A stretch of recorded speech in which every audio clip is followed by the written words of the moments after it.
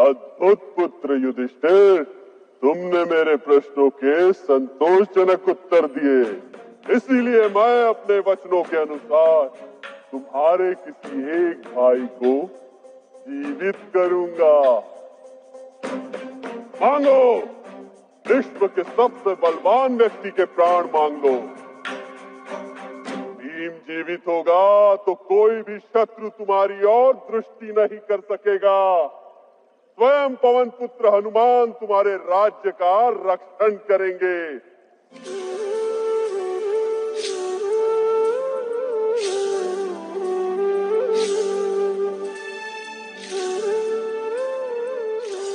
नहीं यक्षराज, मनुष्य का सबसे बड़ा शत्रु तो स्वयं उसके हृदय का दुख होता है।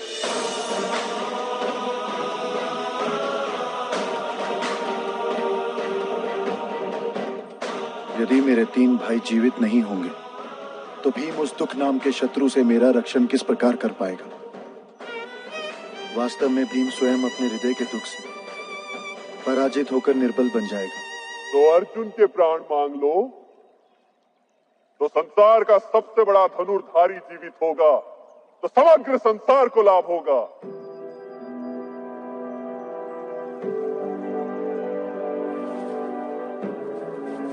मैं अर्जुन को जानता हूं यक्षराज।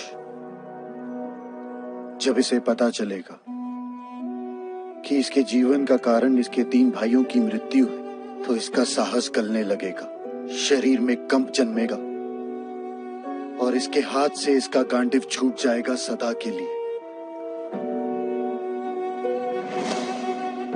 और यदि भीम अथवा अर्जुन का जीवन मैं मांगूंगा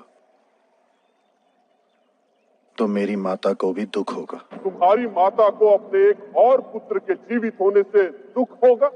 ये किस प्रकार का तर्क है युधिष्ठिर? मेरी माता का एक पुत्र जीवित है यक्षराज,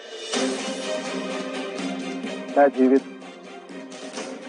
अब महाराज पांडु की दूसरी पत्नी का अधिकार है कि उसकी कोख से जन्मा हुआ एक पुत्र भी जीवित रहे।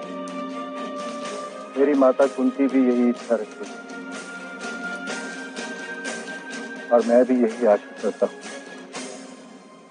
इसलिए यक्षराज, यदि आपको एक ही भाई को जीवित करने का वरदान देना है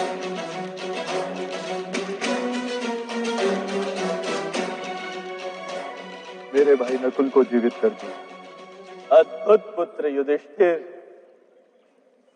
हम प्रसन्न हुए।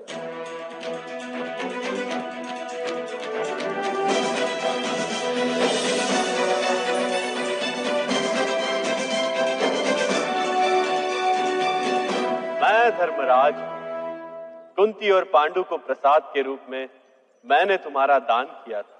उस दृष्टि से मैं तुम्हारा धर्म पिता हूं और मुझे गर्व है मेरे धर्म पुत्र पर।